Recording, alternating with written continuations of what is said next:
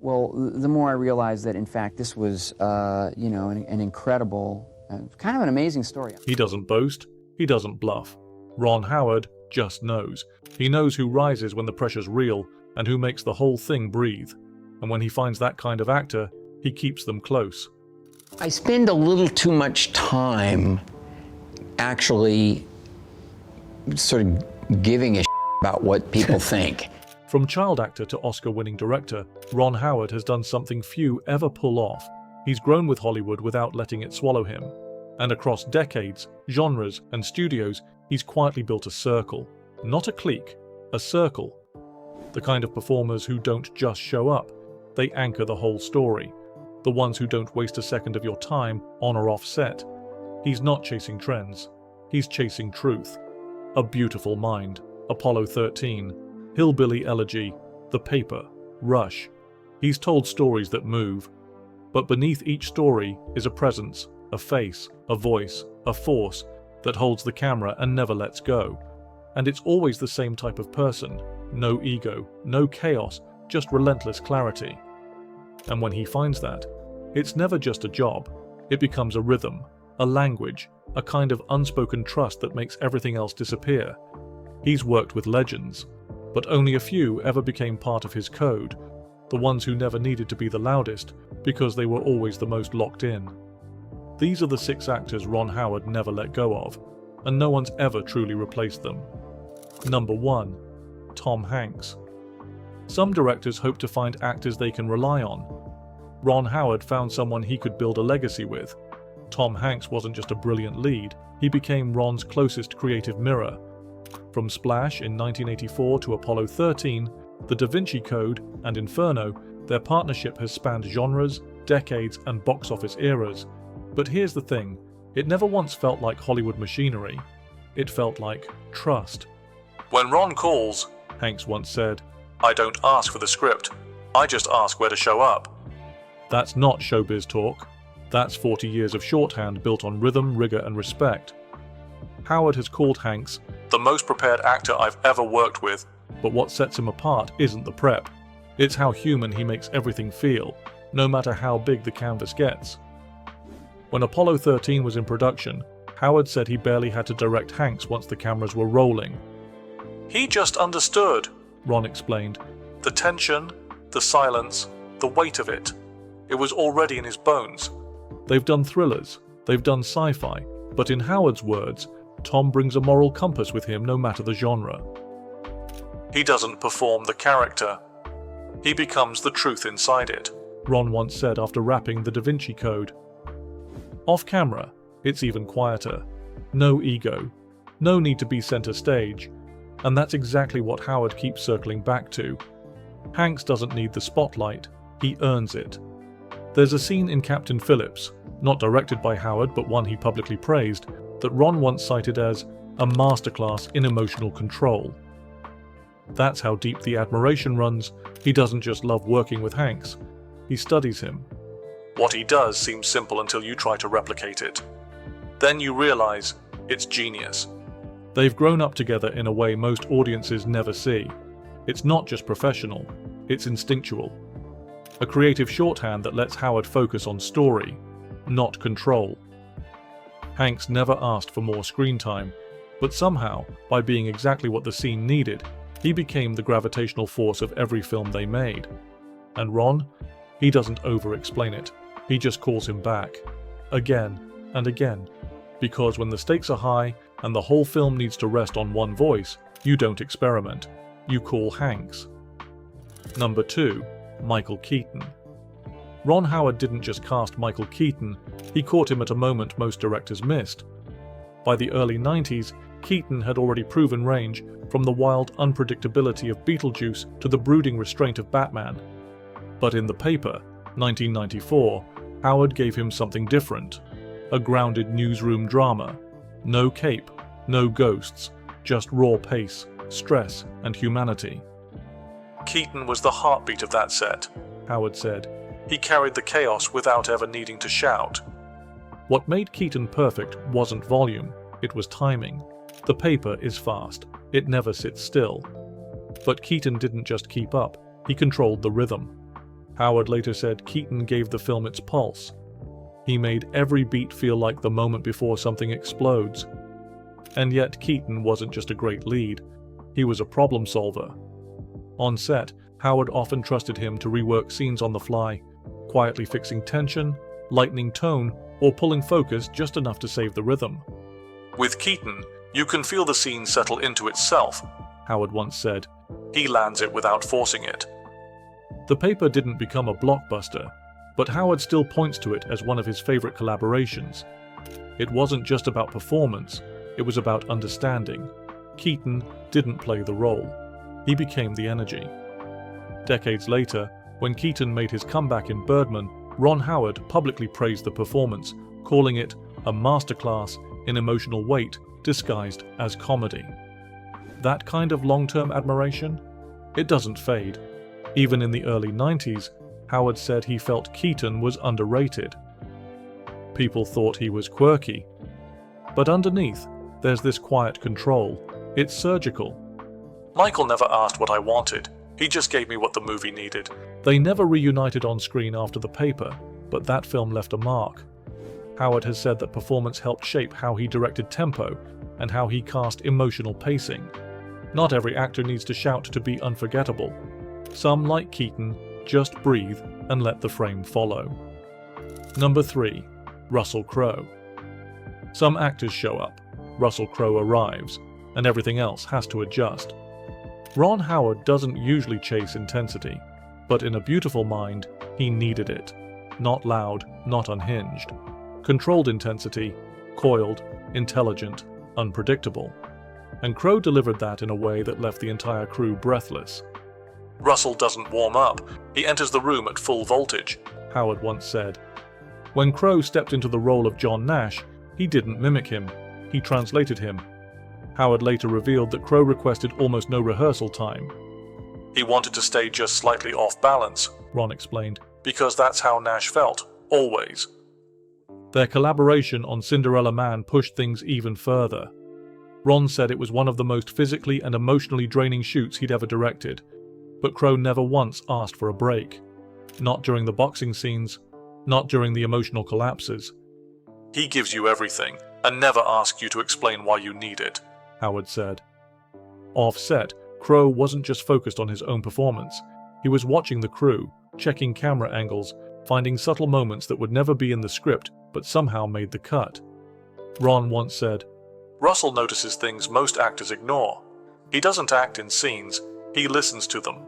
Crowe wasn't just acting, he was constantly working behind the scenes, tweaking lines, adjusting blocking, whispering to extras, syncing tone. Howard has said, he doesn't want to be right. He just wants the story to win. They disagreed sometimes, loudly, but never disrespectfully. And Ron has admitted those arguments made the films better. "There's this honesty between us that doesn't care about ego. It's about getting to the marrow. With Russell, it's not about being liked. It's about being true," Howard said in a 2020 interview. What separates Crowe isn't just his commitment, it's his unpredictability. He doesn't give the same read twice. He doesn't lock in a performance. He evolves it. Ron Howard once called him the most emotionally dangerous actor he's ever worked with. Dangerous because every take carried risk. But that risk? That's what elevated those films. Some actors want direction, Russell Crowe wants challenge. And for a director like Howard, that's not a liability, it's fuel. Number 4. Glenn Close. When Ron Howard cast Glenn Close in Hillbilly Elegy, he wasn't just looking for talent, he was betting everything on transformation. Close didn't enter the film as a star. She disappeared into the role. Howard has said it was one of the most startling performances he's ever captured, because it didn't feel like acting. It felt like witnessing something. "Glenn didn't perform Maman," Howard said. "She became the memory people carry of someone like her." The makeup was heavy, the posture was broken, but what Glenn Close brought to the screen wasn't costume, it was emotional precision. Howard later admitted that on certain days he gave her zero direction. There was nothing to add. She already had it. Her preparation was intense. Months before filming began, she studied home videos of the real Maman. She listened to hours of voice memos.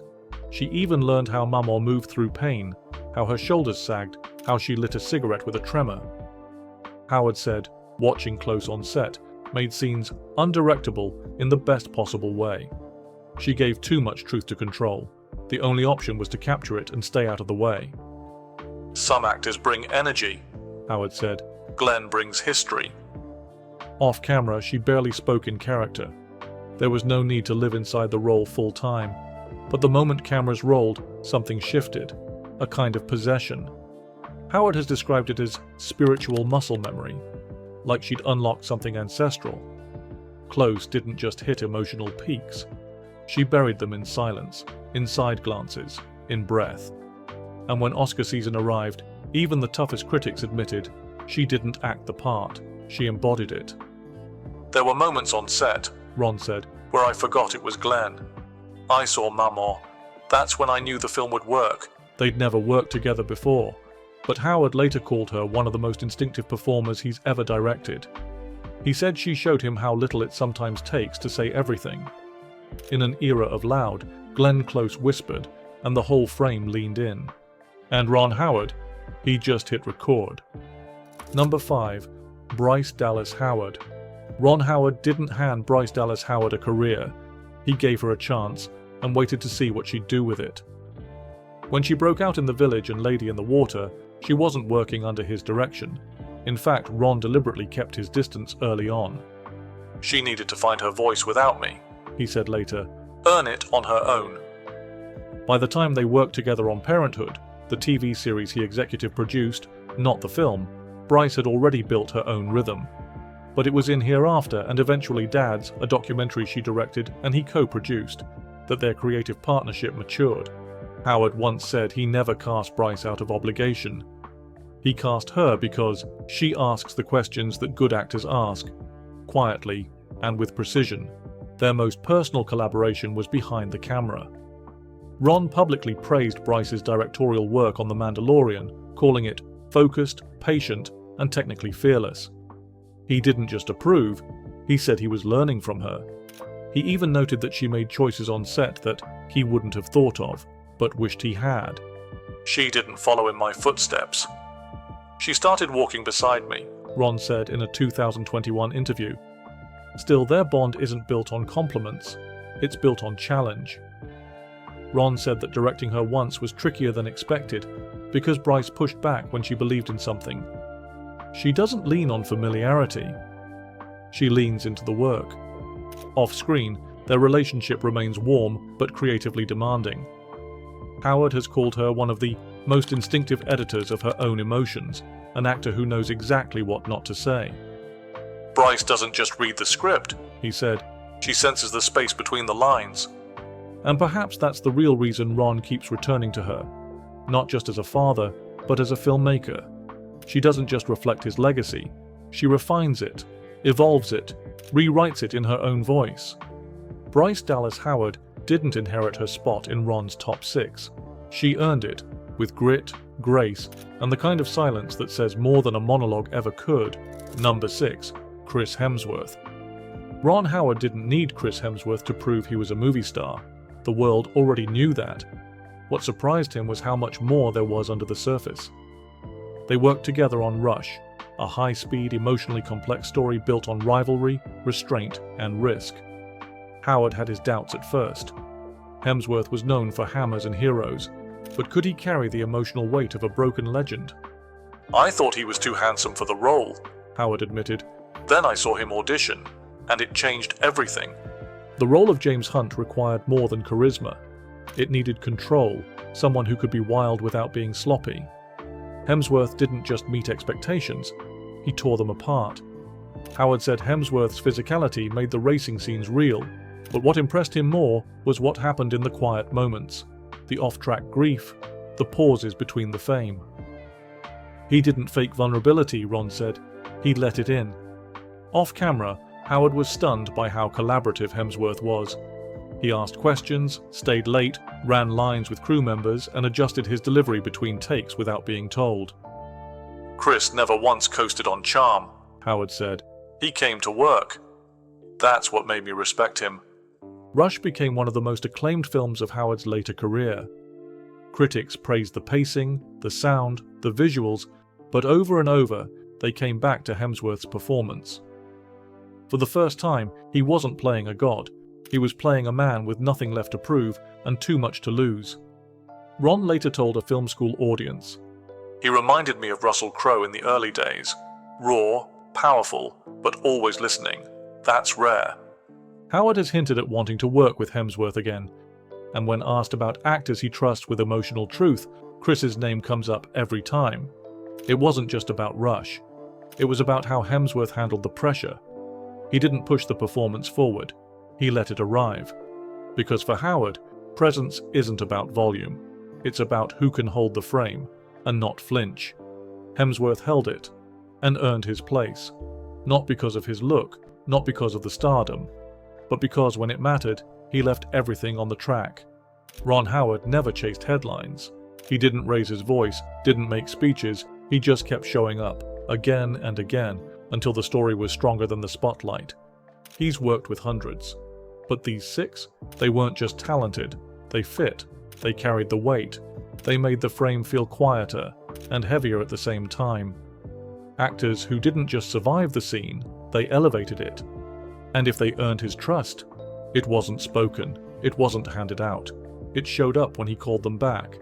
So, who do you think almost made the list? Or should have?